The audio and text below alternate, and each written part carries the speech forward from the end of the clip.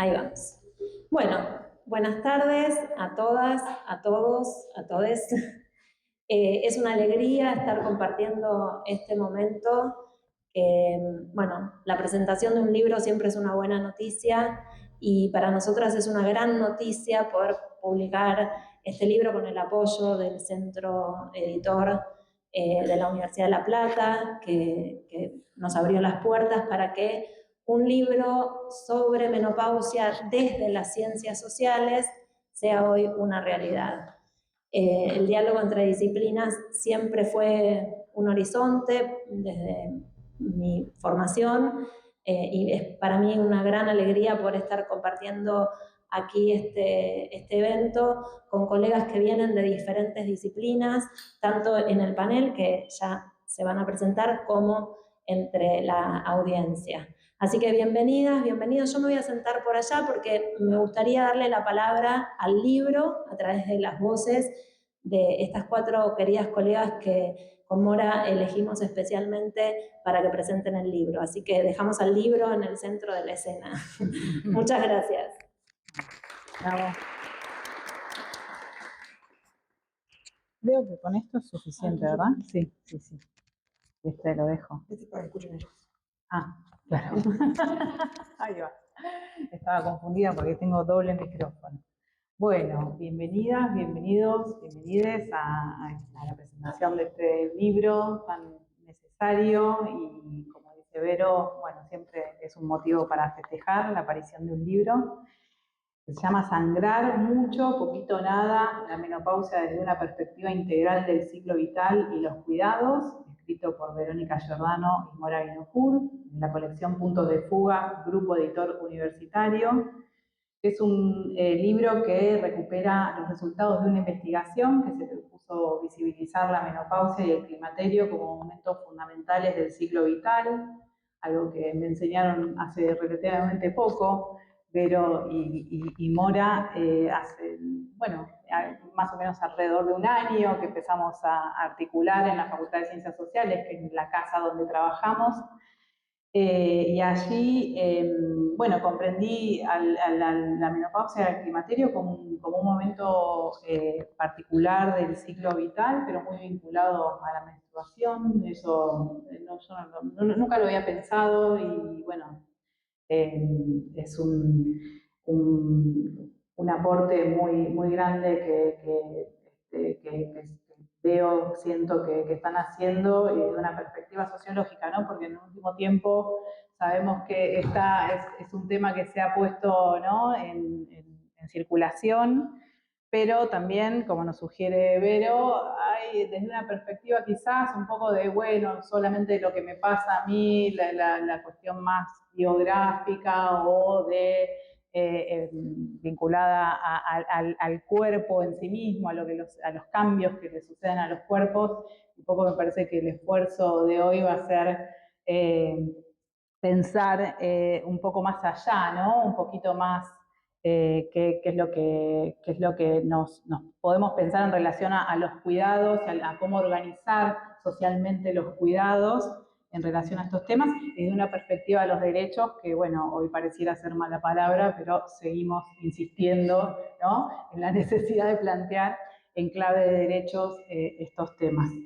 El libro lo van a presentar, aquí tenemos presentes a María Rosa Martínez, militante peronista y feminista, senadora provincial, licenciada en Ciencias Políticas y autora de la Ley de Abordaje de la Menopausia y el Climaterio. Bienvenida, María Rosa.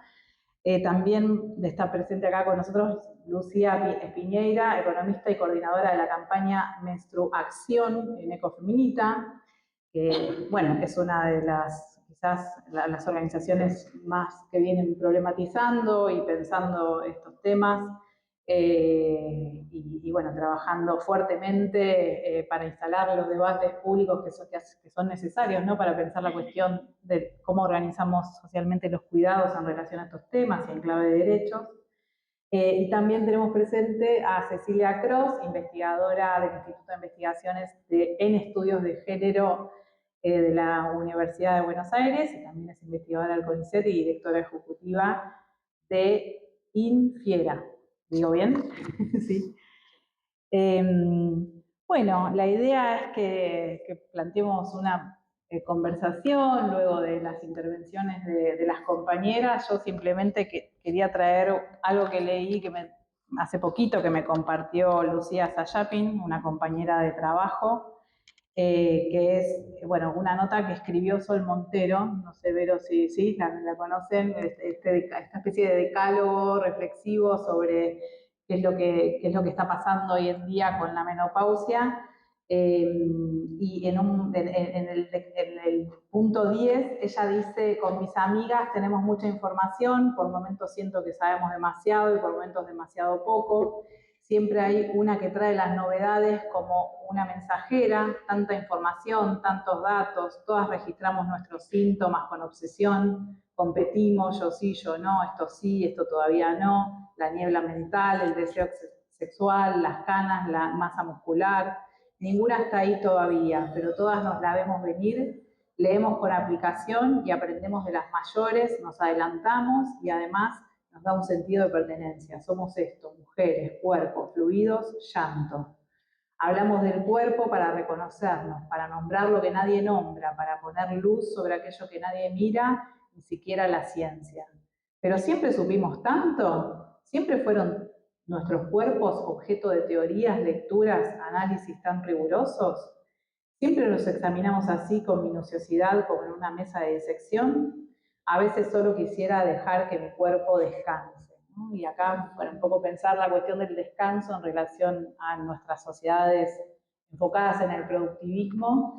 Y bueno, para tirar solo una de las puntas que nos permiten ir un poco más allá de lo que pasa en nuestros cuerpos, ¿no? Lo dejo ahí picando para arrancar la conversación. Bueno, comienza entonces ahora Lucía.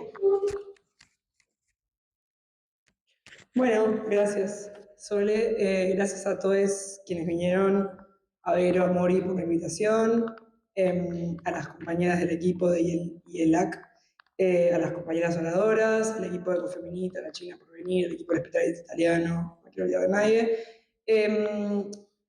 Contarles un poco, bueno, del recorrido, creo, de este proyecto y del rol de Ecofeminita, de la campaña de menstruación en el proyecto. Como decía Solo recién, yo soy economista y mis compañeras de Ecofeminita en su mayoría también. Hacemos hace 10 años ya, desde el 2015, datos, notas, contenido original, manejo de redes sociales, difusión, divulgación y investigación también académica, no la tradicional, pero desde una ONG, siempre con la lente de la economía feminista y siempre con la lente interdisciplinaria. Hemos tenido en nuestras filas filósofas, comunicadoras científicas, personas vinculadas al cine, al diseño, y la realidad es que la campaña Menstruación para nosotros es un eje central de trabajo, en primera instancia territorial, pero en segunda instancia también interdisciplinario. Y empezamos con esta campaña en 2017, en el primer paro internacional feminista, recolectando productos de gestión menstrual, en ese momento su mayoría descartables, con el objetivo de empezar con algo, lo que nos surgía hacer. Habíamos visto pasar la inundación de 2013 en La Plata y que nadie pedía por toallitas y tampones, como que ese silencio nos convocó, y también el tener compañeras que habían trabajado el tema, que habían laburado con copas. Y entonces nos empezamos a preguntar, sin ser del palo de la salud, un poco por estos interrogantes que después yo veo muy claro el camino de cómo hoy llevan a un libro así, que una investigadora del CONICET y todo su grupo esté trabajando por insertar la menstruomenopausia en las ciencias sociales. Para nosotras en 2017 era un imposible directamente. Nosotras como economistas nos preguntábamos por el costo, nos preguntábamos si tenía lugar esa pregunta primero, y empezamos así, con esto de juntar bolsas de basura en nuestras casas llenas de toallitas, hacer que lleguen a lugares, viendo que esa necesidad estaba en lo material, que es lo que nos importa. Lo dice mi remera, somos materialistas, y nos interesa particularmente siempre mirar con esa lente. La economía feminista tiene varias corrientes y nosotras pertenecemos a la corriente que mira siempre las más vulneradas. Entonces nos preocupaba que alguien se estuviera quedando sin poder gestionar dignamente su menstruación, y teníamos algunos datos, algunas nociones de eso, pero la verdad es que hay muy poco sobre ausentismo, sobre infecciones que te puede generar el usar un producto que no es el acorde, etc. Entonces empezamos desde esta inquietud nuestra, disciplinaria, económica, a preguntarnos por el tema y rápidamente la cuestión de la donación se nos hizo corta, no somos asistencialistas, no nos gusta ese enfoque y empezamos a pensar que era el Estado el garante de ese derecho, que tenía que ser el Estado responsable por cerrar esa brecha, si es que esa brecha estaba ahí. Y entonces presentamos proyectos de ley y empezaron a aparecer los primeros proyectos de ley por la menstruación en varios sentidos. Nuestros 3 ejes eran la quita del IVA para que el precio de los productos baje, la provisión gratuita en espacios comunitarios, como pueden ser hospitales, cárceles, escuelas, comedores, para que puedan acceder las personas que no tienen acceso, y en tercera instancia, esto que estamos haciendo acá y que siempre hacemos, y que estoy muy orgullosa como comunidad de formar parte, que es la producción de datos de investigación al respecto. Nosotros lo decíamos de un lugar económico, pero rápidamente nos dimos cuenta que también faltaban datos en general de las ciencias sociales, como un gran censo menstrual, no sabemos con qué menstruamos las argentinas, ahora tampoco sabemos qué elegimos para gestionar la menopausia o cuáles son los diagnósticos o de qué manera vos estás gastando mes a mes para poder lidiar con esa etapa de la vida. Pero también la parte biológica, ¿no? Enseguida empezaron a salir, seguro se acuerdan, estas noticias de los shock tóxicos con los tampones, de glifosato en las toallitas. Entonces empezamos a agregar también porque más personas elijan tener en su tema de investigación la menstruomenopausia. Era algo que no nos imaginábamos que pasara, pero está en nuestros proyectos y para nosotros es muy importante que eso siempre estaba de la mano, que haya difusión y que sea desde una mirada integral, feminista, en 1000 sentidos. Entonces, empezamos con eso, rápidamente los proyectos se empezaron a multiplicar, nosotras como ONG asesorábamos a los legisladores interesados y siempre digo lo mismo, destapamos una olla en ebullición porque enseguida el tema empezó a pegar, empezó a interesar, hay algo muy identificatorio, hay algo muy del personal político en este tema, porque la mitad de la gente lo atravesó y entonces enseguida veíamos caras y asentía la gente cuando hablábamos de esto, empezamos a recorrer literalmente el país con nuestra acción, nos empezaron a invitar legisladores de todos lados,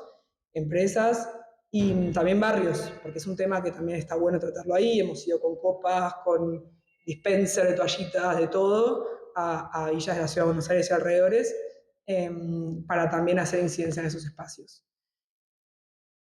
En suma, en algún momento llegamos a calcular el costo de la menstruación y ahí empieza un poco también la difusión en medios y nos empiezan a llamar de radios, yo he hablado con las radios más chiquitas de provincias de cualquier lado, contando que esto estaba y eso abrió también la puerta para las ordenanzas municipales, porque los proyectos de ley, sobre todo el IVA, es muy difícil porque es algo que a nivel nacional tendríamos que cambiar, pero una ordenanza municipal la puede conseguir fácilmente, no sé si fácilmente, pero se puede conseguir a nivel local.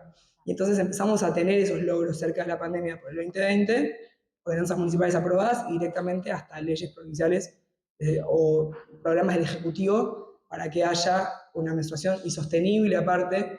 Creo que la pandemia ahí nos dio un empuje, Vero puede contar más de su caso, pero a nosotras en particular el tema sanitario estaba en auge, hicimos campañas para juntar plata para La Poderosa, y entonces que La Poderosa pudiera repartir en los barrios no solo toallitas y tampones, sino también lavandina, pañales, lo que faltaba en ese momento.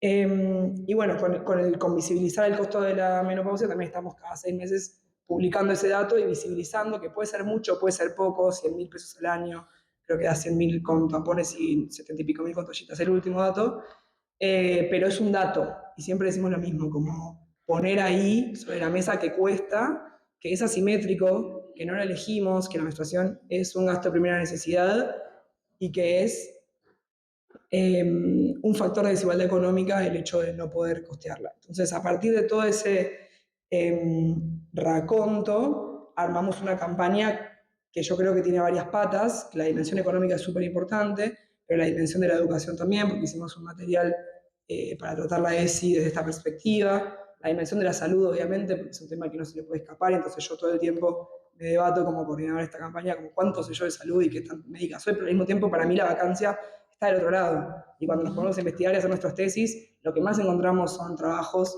sobre los impactos de salud y lo que menos hay es cruzarla por estas vías de ciencias sociales y es lo que nos preocupa, poder poner sobre la mesa como economistas feministas un tema que hace parte de la sostenibilidad de la vida.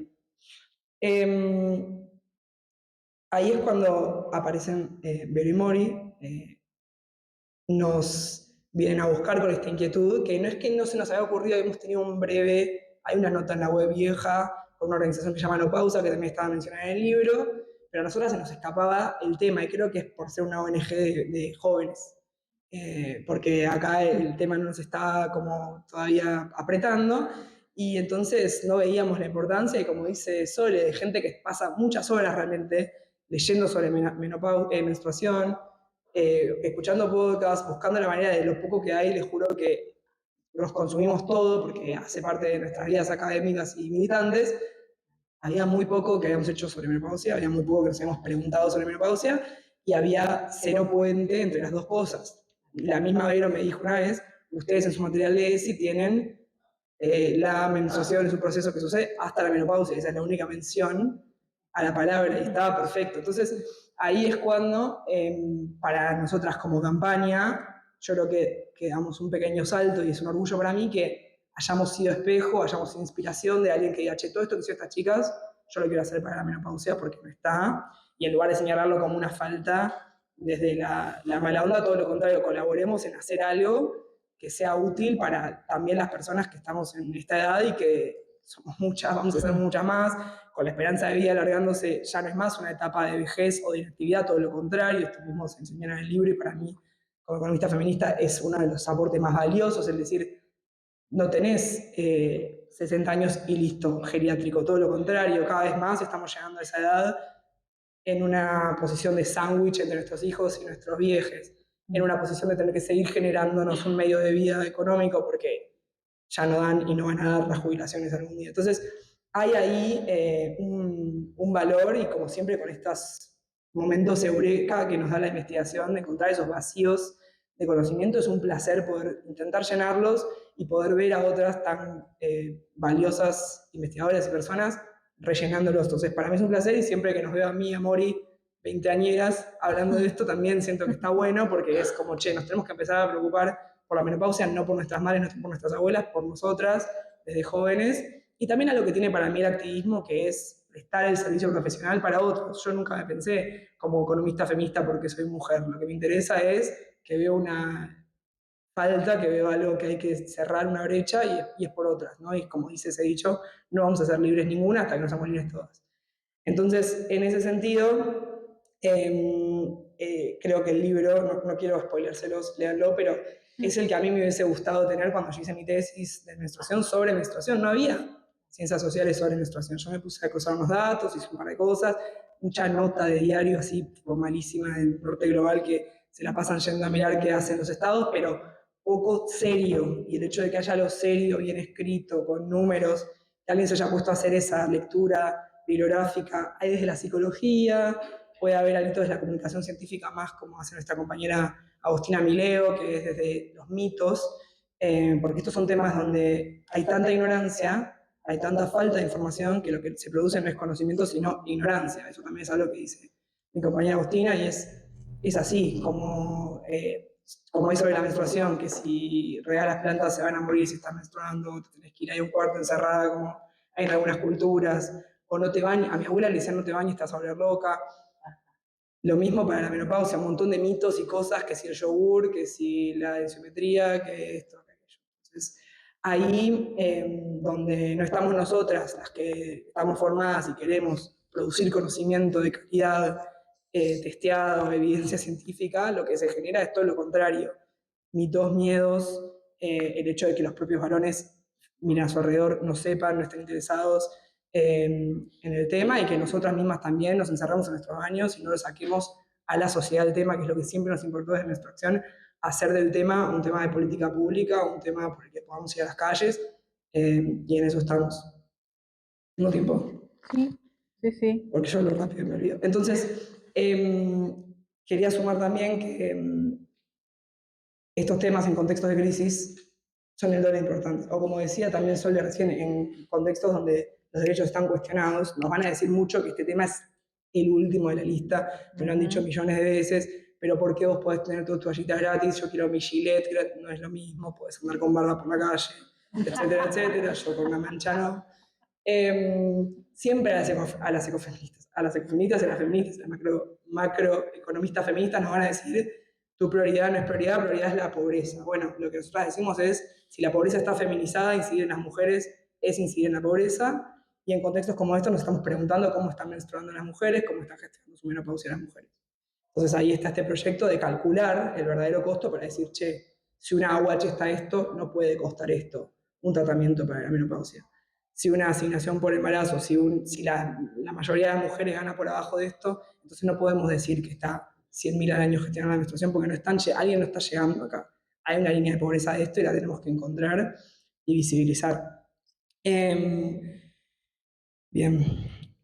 Y otra cosa que siempre también me interesa decir desde la menstruación, y ahora que estoy haciendo siempre este ejercicio y trato de no olvidarme la menstrumenopausia y también mencionarla, es que si la menstruación es un tabú y nos costó, y quizás hoy un poquito menos, pero allá por 2017 cuando empezamos, ni se decía así, se hablaba de eufemismos, era muy raro y muy difícil de entrar a una aula, como he hecho algunas veces universitaria, a hablar, a pedir por las toallitas y demás, la incomodidad, yo he ido hasta cárceles a hablar de menstruación, el tema siempre genera resistencia, imagínense si la menstruación es un tabú, la menopausia es como la exacerbación de todos los tabúes, encima viejas, encima el deseo sexual y bla, bla, bla, mil temas que tapamos abajo una alfombra en nuestras sociedades. Entonces, me parece que la forma en la que se nos acercaron Vero y equipo con ese empuje militante, aparte de curiosidad intelectual y personal, a tratar de rellenar ese vacío, aparte que me entusiasma un montón porque creo que donde allá hay de todo dicho, viste, en ciertos temas, y vos como investigadora querés estos pequeños oasis, también me parece que es súper valioso porque sé la resistencia que genera y el backlash que tenemos a veces en las redes sociales por estos temas, en la cara también obviamente, pero lo de las redes siempre es más duro. Y porque sé también el pulmón que implica explicarle a un financiamiento de una universidad, quiero hablar de menopausia, o levantar la mano en una aula y decir mi tema de tesis es la menstruación. O sea, ya sé lo que significa y que nadie te pueda tampoco dirigir, ahora tenemos a Vero, pero si no, no hay investigadores para que sean tu directora de tesis, es muy difícil como llevar el tema. Y yo pienso también una cosa extra que también le da a este equipo y su pertenencia institucional, que es la mirada latinoamericana. Este tema está muy cruzado por el norte y a mí nunca me gustó el término pobreza menstrual, vengo hablando de desigualdad menstrual, de que para Argentina, para América Latina, la situación es bien cruda en términos de desigualdades y que hay que hablar un poco en nuestros términos y con nuestros conceptos, porque las yanquis han hecho muchísimo y nos hemos reinspirado, pero queda mucho por hacer para tratar de traducirlo a nuestras realidades. Agradecerles de nuevo, estoy abierta a preguntas y seguimos. Seguimos. Muy bien.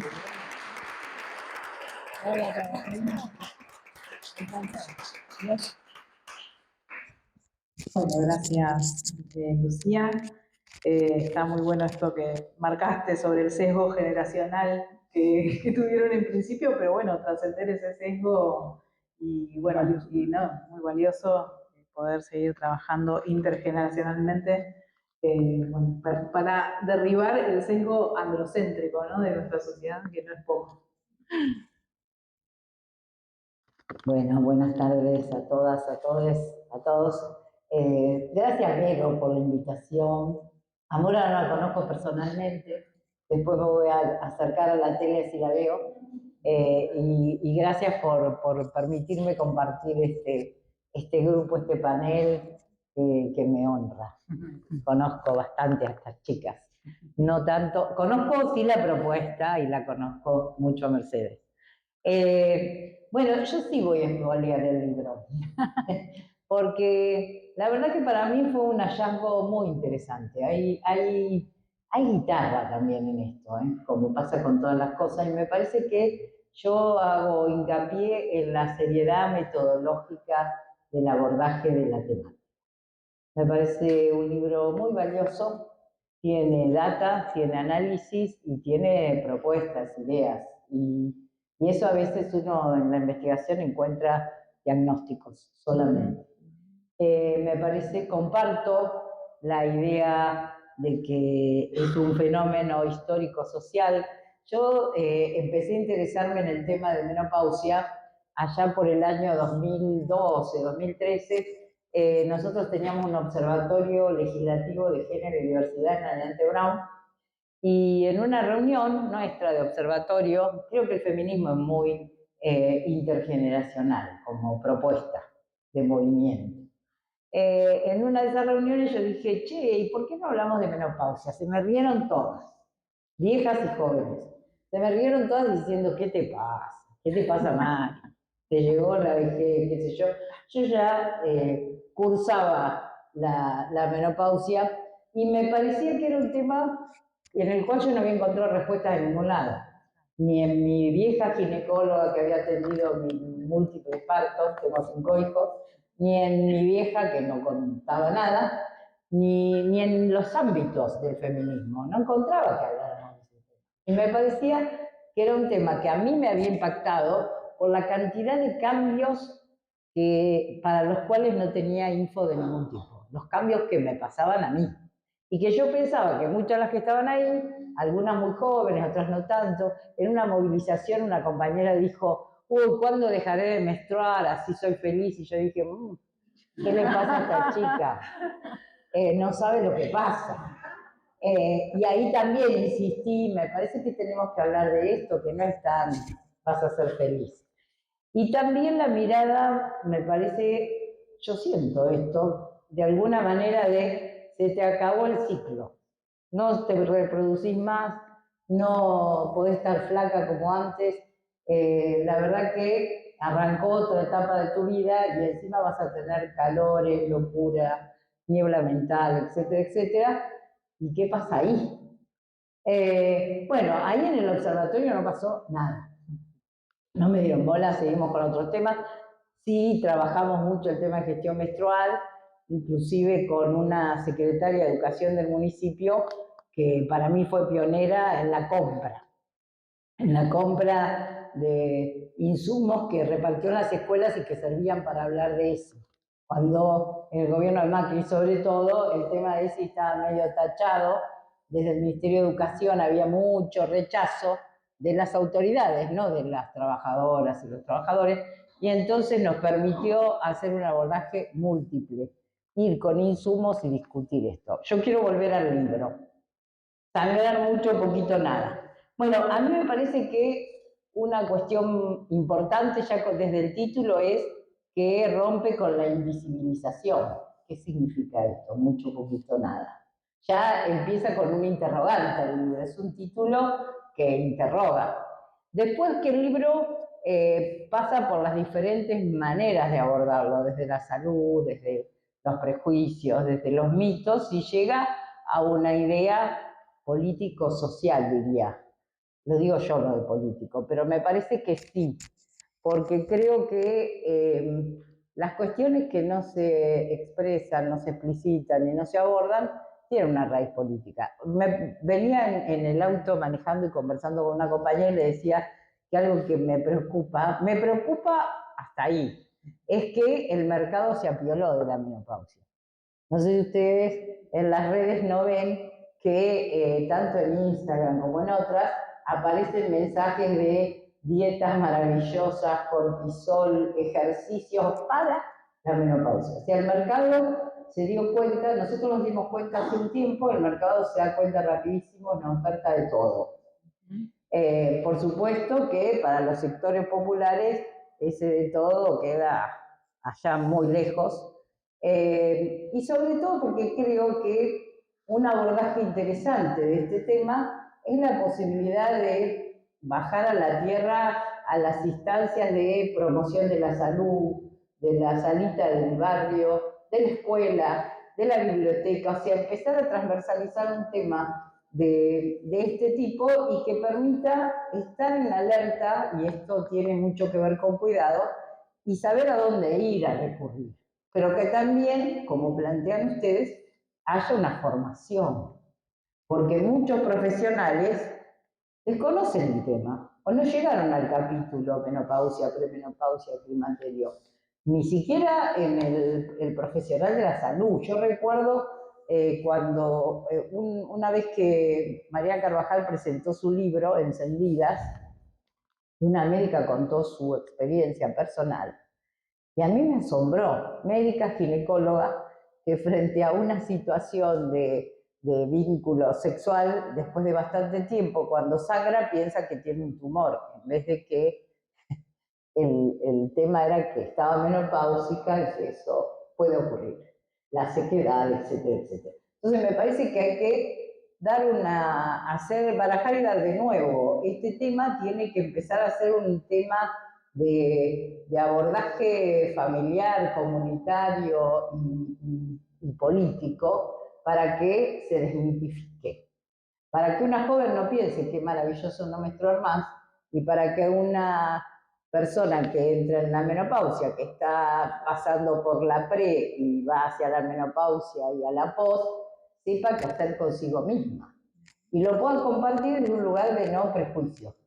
Yo creo que ahí está lo de histórico-social situado. Plantean en el libro la necesidad, y a partir de la investigación, la necesidad de ampliar saberes profesionales, sin ninguna duda. Y hay una tensión que la otra vez cuando Cecilia y el grupo de investigación presentó el tema de cuidados, aparece fuerte y que cada vez aparece más fuerte en las comunidades. Las adultas mayores, las viejas, cuidamos bastante. Y la carga de cuidados casi que está... Ayer hablaba con una compañera de Provincia de Buenos Aires que está en la Dirección de Infancia del Ministerio de Educación y me decían que las que más cuidan son las viejas y los niños. Los niños de 10 cuidan a sus hermanos, los llevan, los traen, los llevan al comedor, los van a buscar a la escuela. Estamos en una situación de crisis económica y social muy profunda, atravesándola como podemos, pero me parece que ahí hay un debate para dar y que el libro lo toma con mucha seriedad, que es el tema de los cuidados en esta etapa. Que no significa que uno se quede en la casa abanicándose, porque algunas no tuvimos calores, por ejemplo, yo me siento feliz de eso. Sí, porque veía a mi hermana que se abanicaba y se abrigaba simultáneamente y decía, bueno, por lo menos uno de estos síntomas no me tocó.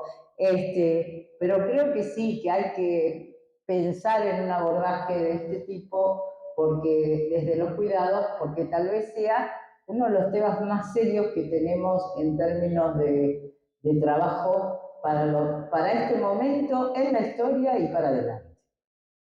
¿Quién cuida, cómo se autocuida? Me parece que es un tema central. El ser humano, desde que nace hasta que muere, necesita cuidados. Es imposible en la vida, la humanidad. Ayer o anteayer estuvimos con Tayana y él decía, nosotros le decíamos que los robots no van a cuidar, y él dice, los japoneses, si los curan los tailandeses, prefieren los robots. Digo, dejate de joder. Sí, bueno, pero nosotros robots no vamos a tener por ahora, me parece, excepto que nos vendan algunos. Hay un análisis sobre la participación de las mujeres en el mercado laboral, eso me parece también importante, las mujeres en el climaterio, porque hay poco de derechos vinculados a, por ejemplo, eso, de los calores, los fríos, o la posibilidad de tener, vieron que hemos conquistado con el tiempo un día, entre comillas, femenino en los estados nacionales y provinciales y en los municipales. Bueno, ¿qué hacer con esto si en el mercado laboral el 65%, como dice el libro, las mujeres en esa franja trabajan? ¿Qué hacemos con los derechos laborales? ¿Cómo la política de cuidados tiene que abordar el tema de los derechos laborales? Tasas de pluriempleo más elevadas que las personas jóvenes. Creo que eso también tiene mucho que ver con la cuestión previsional. Las jubilaciones mínimas hoy no alcanzan para la vida, entonces una mujer jubilada necesita tener 1 o 2 trabajos para ver si puede pagar el alquiler, la comida, los medicamentos, etc.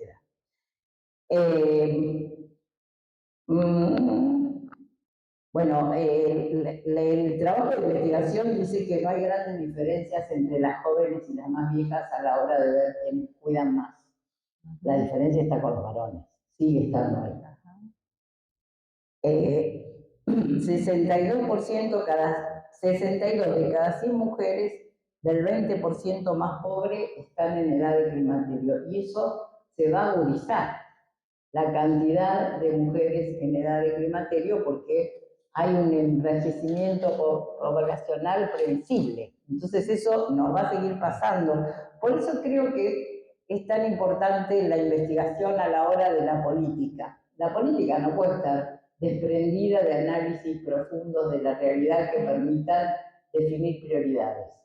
Hay un planteo acerca de la monetización de la menopausia, que también lo planteabas vos. Me parece que ese es un tema pendiente y no es uniforme. O sea, no es que todas las mujeres vayan a decidir, porque también ahí hay que decidir por un tratamiento hormonal. Sí tienen que saber que existe y qué aporta y qué riesgos trae, y tiene que haber un conocimiento profesional que adecue el tratamiento a la persona, pero sí hay un rango de monetización de lo que significa la menopausia que tiene que estar contabilizado en nuestra economía.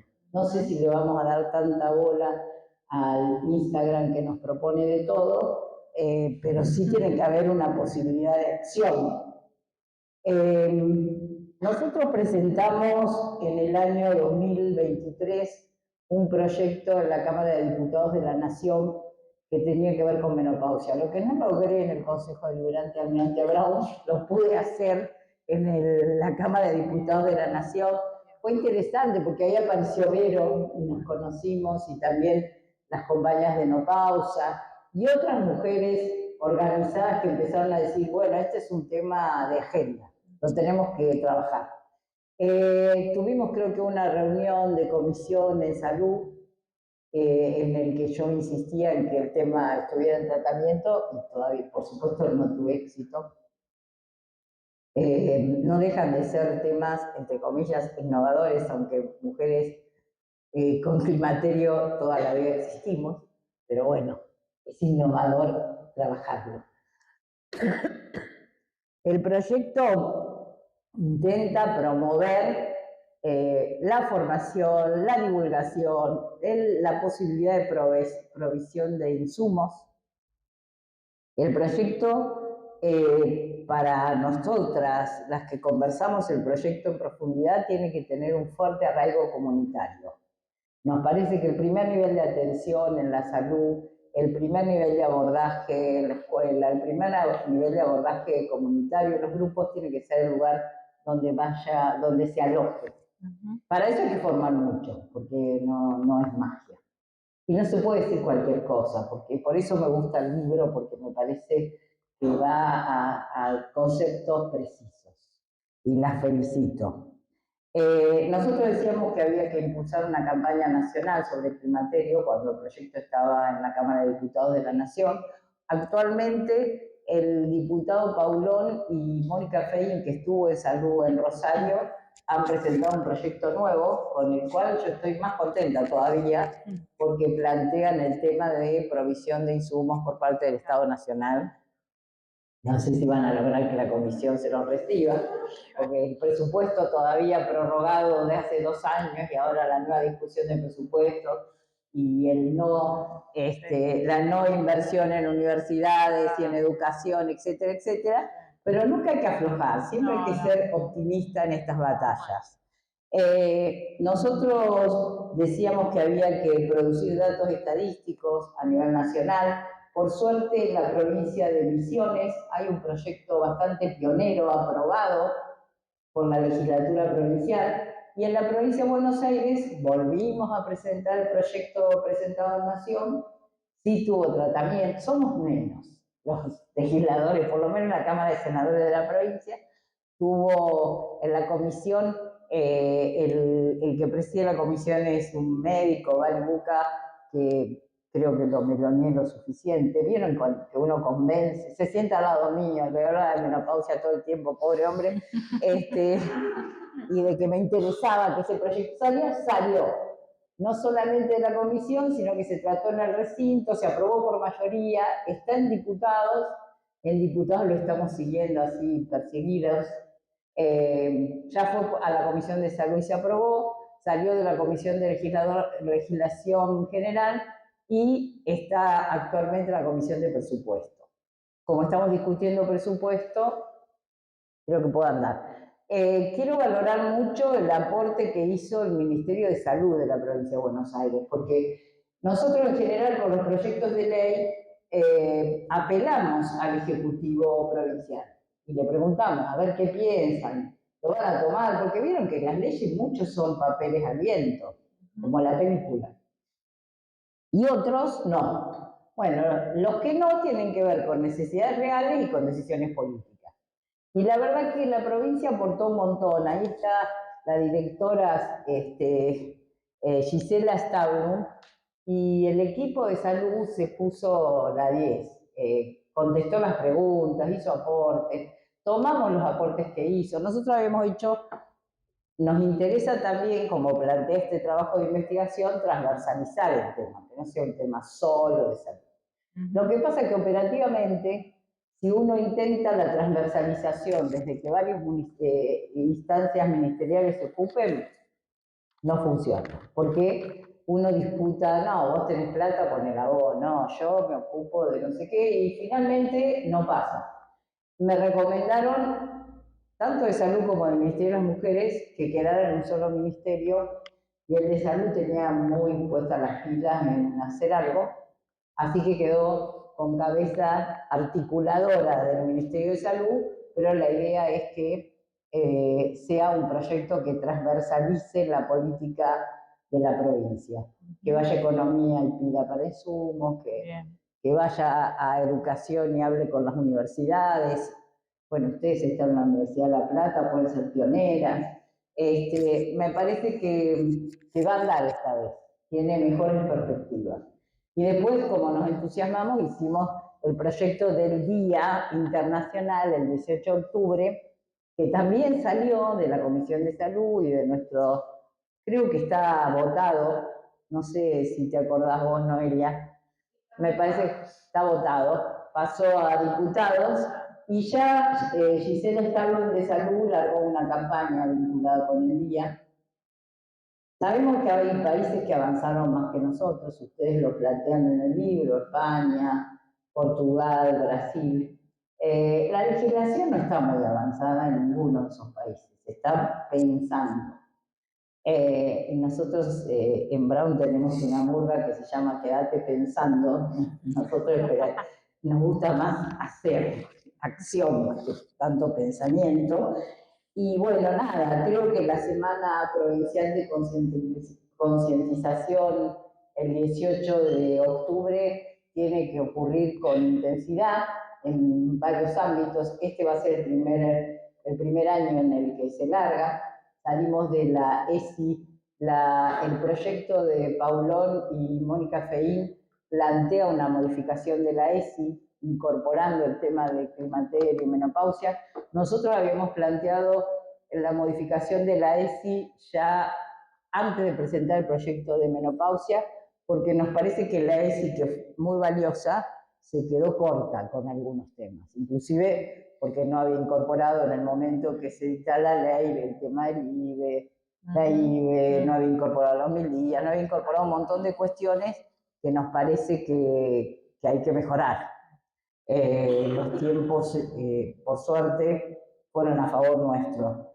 Y nada, me parece que la mayoría de las mujeres entre los 45, como dice el libro, y los 55 pasan por el climaterio y la menopausia sin saber qué les espera. Hay una nota bastante interesante que salió el domingo en Radar sobre una escritora que escribió Diario de Menopausia y que me pareció muy interesante, porque lo que ella plantea es como que le ocurrió una revolución en todos los aspectos. Casi me hace acordar a la adolescencia, como momento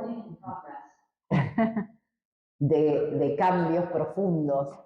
Y piensa en conocer más, saber más, poder contar lo que le pasa, sobre todo a sus hijos, tanto varones como mujeres. Porque a mí me parece que sí, que el legado que uno siente cuando atraviesa procesos de transformación que tienen que ver con identidades, con posicionamiento social, con prejuicios, con patriarcado, con feminismo, hay una responsabilidad mayor de transmitirla a otros, a otras, y también a los propios, ¿no? Está muy bueno el artículo y creo que el diario de menopausia debe estar muy bueno también. Yo aprovecho y recomiendo porque sé que Vero es muy generosa en ese sentido y que, por supuesto, el libro es el objetivo de esta reunión, pero que ella recibe de todos lados, busca y me parece una de las cosas más valiosas que yo encontré en este libro. Así que muchas gracias. Bien.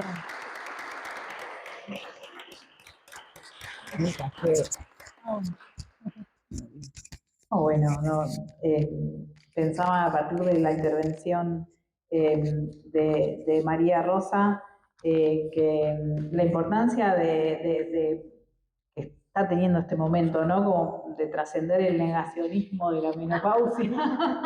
Hay un negacionismo de la menopausia que se está rompiendo esa barrera, pero cuán importante todavía aún desde una perspectiva como lo plantean Vero y Mora, que es con imaginación sociológica, ¿no? Que es trascendiendo esta cuestión, como decía, más individual, más biográfica y conectando con los procesos históricos y sociales que nos tocan, que eso, bueno, más que valioso.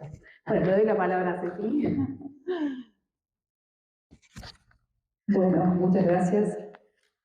Gracias por la invitación, gracias por formar parte de este panel. La verdad que es maravilloso. Quiero destacar primero esta cosa de que las mujeres no estamos dispuestas a deponer el camino que hemos iniciado, de revisar, de volver a pensar. Y me parece que fue importante esto que traía Lucía, que traía María Rosa, estamos hablando de política, ¿no? Y estamos hablando de la política que nos interesa. Y a mí me parece que el gran aporte del libro, coincido con todo lo que han dicho las compañeras, pero, y bueno, también se mencionó en la apertura, digo, estoy de acuerdo en todo, pero a mí lo que me encanta del libro es una pregunta un poco más filosófica, ¿no? No sé si decir posliberal o antiliberal o no liberal, que me parece que tirando de ahí podemos encontrar la riqueza que plantea esta agenda y el desafío que plantea esta agenda, ¿no?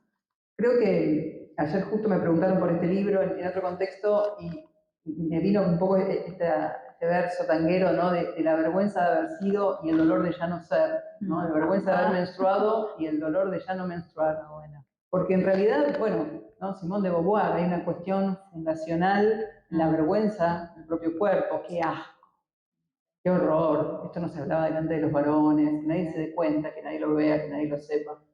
Aquella publicidad señera de Natalia Oreiro. No es que mucha gente muy joven acá, no tenés idea de lo que estoy hablando. Yo me reí. Pero sabes de lo que estoy hablando. Claro. Digo, hay algo de esto, ¿no? Hay algo de esto y esta idea de las mujeres como un eslabón productivo.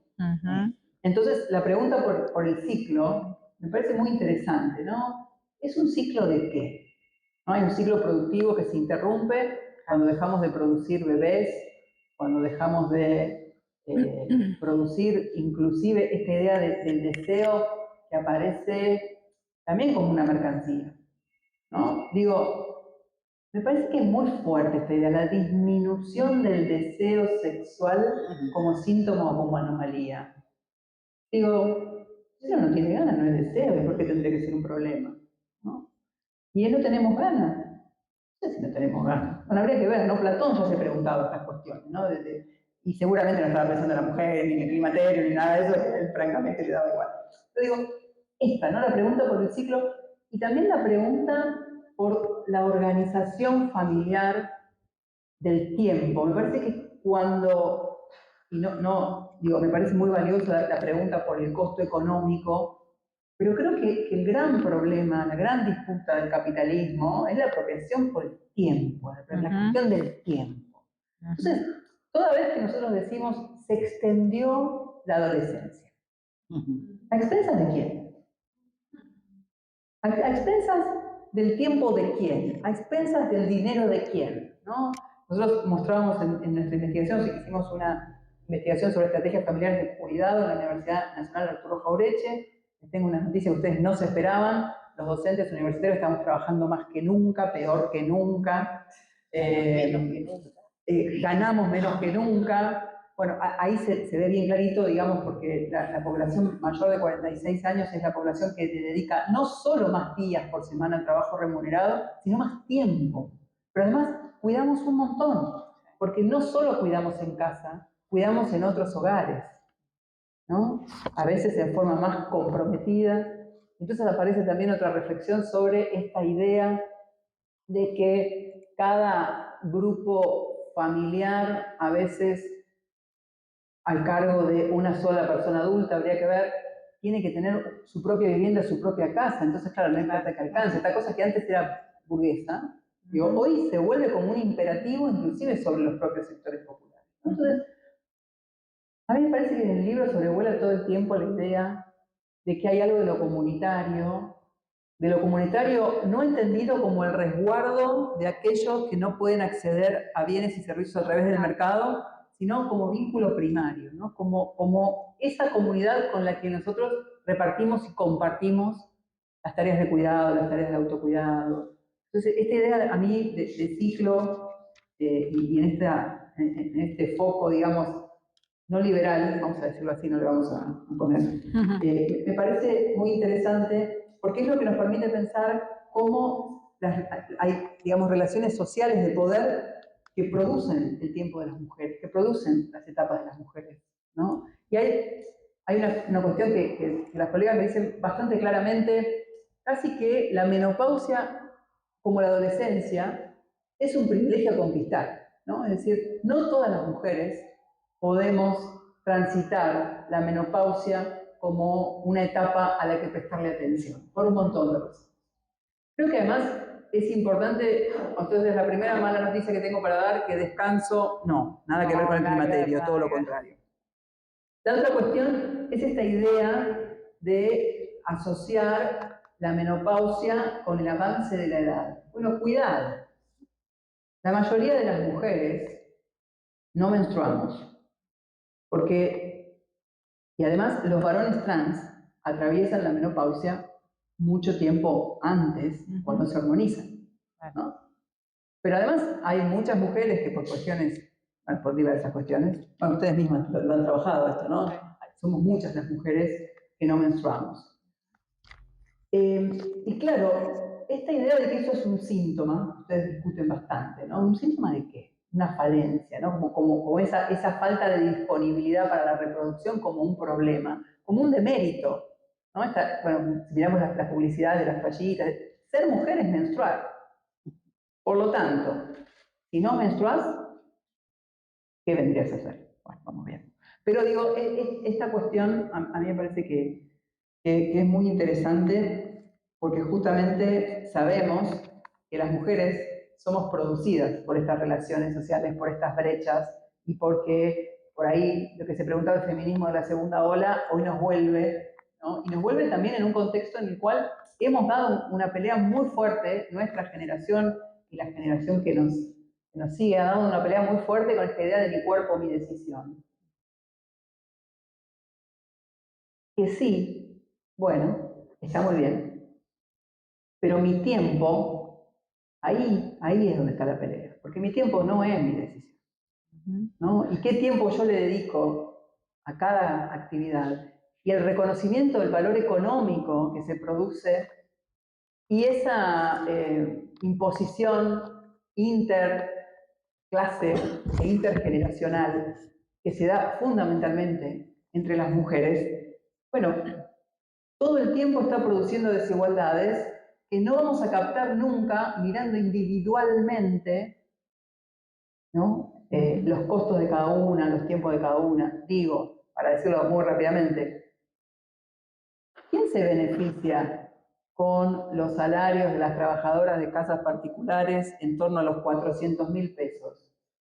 Las mujeres que salen a trabajar todos los días para obtener, en el mejor de los casos, un salario de 2 millones de pesos. O la empresa que tiene trabajo disponible a 2 millones de pesos porque puede, porque, digamos, de alguna manera ha logrado que esa familia pueda delegar esa responsabilidad de cuidado en una mujer que apenas alcanza la línea de pobreza. Si nosotros no podemos pensar esta transferencia de tiempo, esta transferencia de dinero y dónde se está apropiando, ¿no?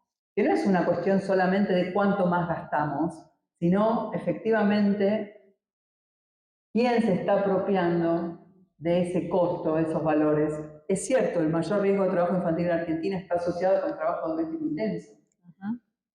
Es cierto, la mayoría de las niñas cuidan, tienen responsabilidades de cuidado, las niñas pobres tienen responsabilidades de cuidado, y los varones también, y cada vez más, porque efectivamente una mamá, ni que hablar si además es jefa de hogar, que percibe un ingreso de 400.000 pesos por mes, difícilmente pueda delegar en terceras personas el cuidado de sus propios hijos.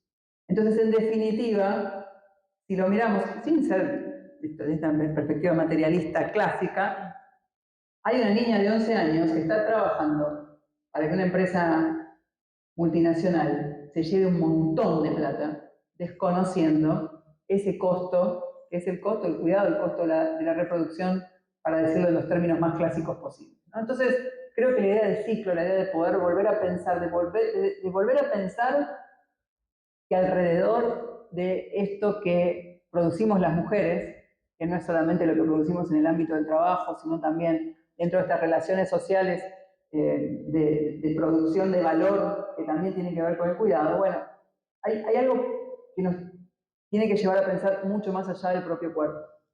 Y al mismo tiempo, creo, y eso también se lee en el libro, hay que poder volver a poner el propio cuerpo en el centro sin avergonzarnos.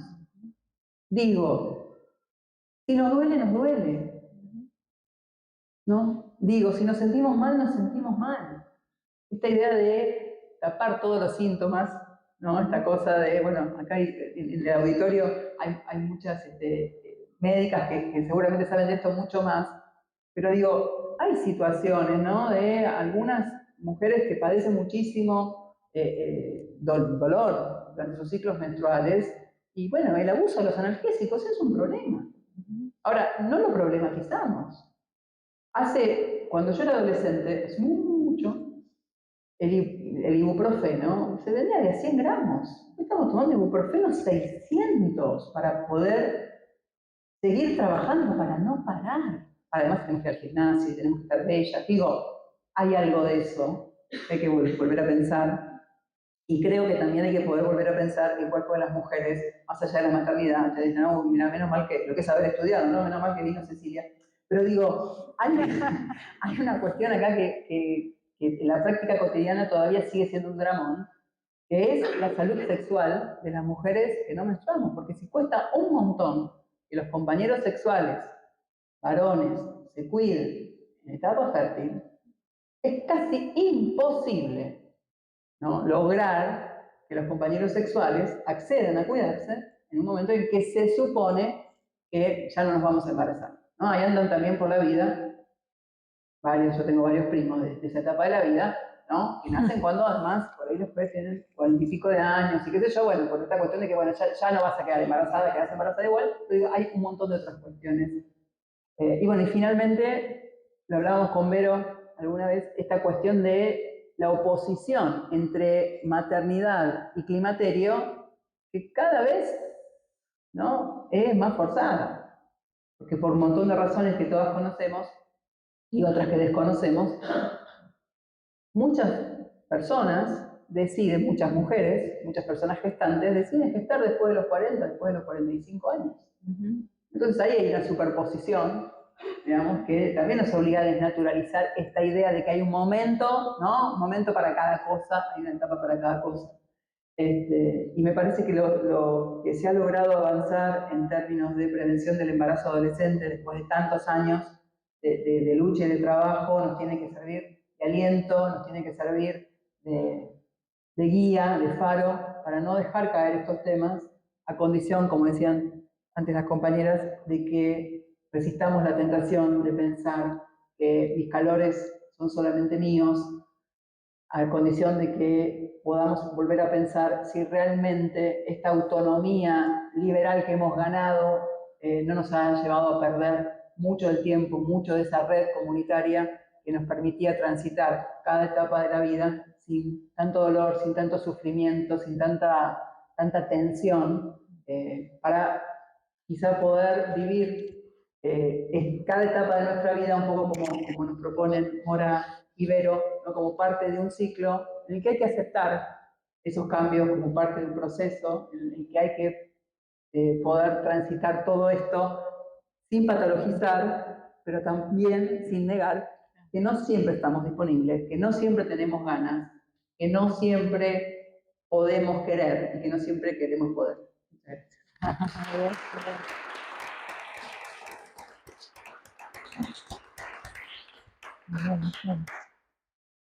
Bueno, gracias Cecilia. Pensaba de tu intervención la cuestión del tiempo y de la apropiación social del tiempo, cuán importante es pensarlo en relación a la menopausia y también en relación al dolor, como planteabas recién, y también algo que aprendí con Vero y con Mora cuando tuvimos un encuentro el año pasado en un taller sobre estos temas, que también estaba Lucía, la cuestión de los duelos, ¿no? De los duelos que vamos atravesando, sea porque los hijos crecen o porque nuestros padres fallecen o porque ya no somos las mismas, ¿no? En muchos sentidos, no solamente en relación a lo que nos pasa con nuestras familias, con nuestro entorno. De manera que, bueno, ahí también aprendí, gracias a ellas, la importancia de pensar y de problematizar esto de atravesar duelos en este ciclo vital, en esto de pensar la menstruación y la menopausia como ciclos vitales. Así que, bueno, nada, no quería mencionar esa cuestión. Vamos a escucharlas ahora a las protagonistas. Claro. Mora, no sé cómo se hace, Lu. Yo quiero ver la Mora. Podemos sentar, me voy a por ahí nos podemos correr. Ah, sí, bueno, sí, pueden. Mira qué jovencita. Así le vemos la cara a Mora. Bueno, muchas gracias a las cuatro por esta presentación del libro y esta lectura atenta. Mora, ¿querés empezar vos? Saludando y diciendo algo. ¿Voy yo? Voy yo y después, cuando Mora esté lista, me haces una seña. Quisiera retomar simplemente algunas cuestiones. Por supuesto que cuando yo empecé a pensar este tema fue por mi propio tránsito por la menopausia y en plena pandemia, donde el confinamiento además exacerbaba todas las limitaciones que sentía, y lo primero que me pasó fue un enojo muy profundo con ese feminismo con el que ya yo venía observando, creo con la misma mirada de reojo, de que mi cuerpo, mi decisión, de una base que desde mi punto de vista era recontra super neoliberal, como si fuera una decisión que podemos tomar, digamos, podemos nombrar muchísimos casos en donde esto no es una decisión. Entonces, bueno, primero yo practico Tai Chi desde hace 30 años, la idea de ciclo viene de ahí, y viene de mi encuentro por acá está Li Yang, que es una investigadora de China, que está haciendo su tesis sobre menopausia, viene a un encuentro con esos saberes. Con Mora estuvimos muchas veces tentadas de hablar de la comunidad organizada, decidimos que no estaba bueno, y que entonces lo que teníamos que decir era que queríamos organizar la comunidad, que estaba como más a tono con esa transversalidad que estamos buscando con la menopausia, digamos, con investigar sobre menopausia, ¿no? Entonces, en esa primera instancia, mi sensación era, si hay Tai Chi en el PAMI, ¿cómo a nadie se le ocurrió poner Tai Chi para la edad de climaterio, que es tan necesaria? Porque cuando te vienen a decir que lo que necesitas es fortalecer el suelo pélvico y en tu vida te levantaste de la silla de la computadora. ¿Cómo miércoles haces para fortalecerlo? Entonces ahí empecé como a elucubrar esto y apenas salimos de pandemia, caí en el instituto. Yo soy formada en estudios latinoamericanos, unos procesos de larga duración. No sé si Waldo está por acá. Waldo, que es mi mentor. Las chicas de la carrera de sociología no pueden creer que está Waldo Ansaldi acá, que lo están viendo en persona. Hay dos varones en esta sala, en la audiencia, uno es Waldo Ansaldi y el otro es mi marido. Y yo siempre jodo y digo que el hombre con el que tengo la relación más larga es con Waldo, porque lo conocí. Entonces, bueno, me fui corriendo, caí en el instituto, como que bueno, no, ahora el proyecto va a ser sobre menopausia, y me miraron con cara de, pero si sos joven. ¿Y qué tiene que ver? Entonces, bueno, ahí convoqué al equipo que teníamos alrededor, Milena Arancibia, que está acá trabajando también en el programa de cuidados y género en el Instituto de América Latina, está siguiendo trayectorias trans de algunas organizaciones, porque también nos interesa el tema del cruce de menopausia y diversidad sexual, que es algo que si todavía está tapado el tema de la menstruación y la menopausia, ni te quiero contar lo que significa en esas poblaciones. Entonces, bueno, ahí empezó a armarse esto y por suerte se armó un equipo grande, después Mora seguramente va a contar. Entonces, lo que me parecía súper revolucionario era que el cuerpo climatérico y sobre todo el cuerpo posmenopáusico es un cuerpo no reproductivo. Entonces no hay vuelta que darle, no es que quiero abortar y no puedo, no me dejas, no estás de acuerdo. Listo, no me embarazo.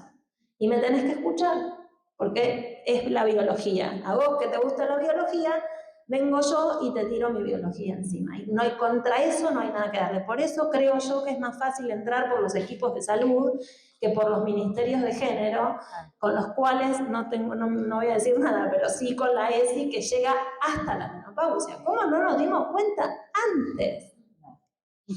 No me lo perdonaba. Estaba en pandemia y no me lo perdonaba. Digo, ¿cómo puede ser que no nos hayamos dado cuenta? Entonces nos juntamos con Mercedes Tafarel, que viene del gobierno de la Ciudad de Buenos Aires, que tiene un trabajo inmenso con los centros de jubilados de la ciudad y que viene trabajando ESI con perspectiva de edad, y esa categoría que está en nuestro libro y está Mercedes agradecida, nos vino muy bien para entrar entonces por la edad y por el ciclo y no por el curso de vida, que es algo también muy del lenguaje médico, porque en ese ciclo vital están las intersecciones y ahí aparecen estas revoluciones, ¿no? Te salen granos como en la adolescencia, tenés menos deseo sexual como en la lactancia, es decir, se te muere el gato y se te va el hijo del nido, y entonces, digamos, hay situaciones todavía más dolorosas, ¿no? Pero la cuestión de los duelos aparece de la misma manera que aparece terminar la primaria y no ver nunca más a tus compañeros. Bueno, empezamos a ver que hay muchas situaciones que se repiten. Y entonces ahí empezamos a pensar el tema de la interseccionalidad. Y cuando pensamos en la interseccionalidad, entonces, por ahí ustedes tienen ese tarjetón. Yo quise hacer una postal y mandé la indicación a la imprenta y le pifié por algunos centímetros y quedó un tarjetón. Pero bueno, está el ciclo vital acá, está la rueda del ciclo vital, con menciones a distintas etapas, que la podés leer de manera lineal, pero también podés ir haciendo como un ida y vuelta, y esto es lo que trabajamos en los talleres. En los talleres que nos han convocado para poder formar sobre esta perspectiva del libro, trabajamos con esta postal y aparecen cosas hermosas, porque se intersecciona realmente y se trabaja de manera intergeneracional. La menopausia deja de ser un problema de la menopáusica ofendida porque la ESI no había, y empieza a ser un tema comunitario, y nos empezamos a organizar o aparece la comunidad organizada. No, pero por lo menos sí aparece claramente una perspectiva no liberal, que es lo que necesitamos en este momento, porque no es individual esto, no es individual, de ninguna manera es individual, nunca lo fue tampoco. Entonces, bueno, esto era un poco lo que quería decir. Y también algo que nos enorgullece, que le decía al comienzo a Cecilia, para nosotras es muy importante que las legisladoras, los legisladores, cuando se nutren de un concepto que aparece, aunque sea de manera diagonal o marginal, se haga un reconocimiento a el saber que producimos desde la universidad pública, desde CONICET. El libro este no estaría acá si no hubiera una universidad pública que aceptó publicarlo. Intenté publicar en Planeta un libro del estilo del que ahora circula, del antimanual, que se publicó en Ingrid Beck y Mariana Carvajal, y la respuesta fue, es que no tenés suficientes seguidores. Y yo me fui de ahí diciendo, bueno, si además de cobrar 2 pesos por ser investigadora de CONICET y de la tengo que ser influencer. Tenés que ser influencer, pero o sea, tenés que ser influencer. Jubilación anticipada y bueno, no sé. No, entonces, realmente hay un requerimiento de parte nuestra, de la comunidad científica, de decir, bueno, reconozcamos este trabajo. Y pasó esto muy lindo, que fuimos a Santa Fe, nos llamaron por un taller y demás, y finalmente sale una ordenanza municipal sobre menstruación y menopausia que toma, sobre todo el registro de la idea de ciclo. Y entonces yo le decía a Ceci al comienzo cuando llegó, me la paso escribiendo proyectos, me la he pasado escribiendo proyectos que el objetivo es recomendación de política pública, pero lo poníamos de forma, tipo, ¿cuál es la relevancia del, bueno, hacemos recomendación de política pública? Ahora, cuando por primera vez en mi vida vi que una recomendación de política pública era una ordenanza, dije, wow, esto es increíble. Por esto tenemos que ir por más, ¿no?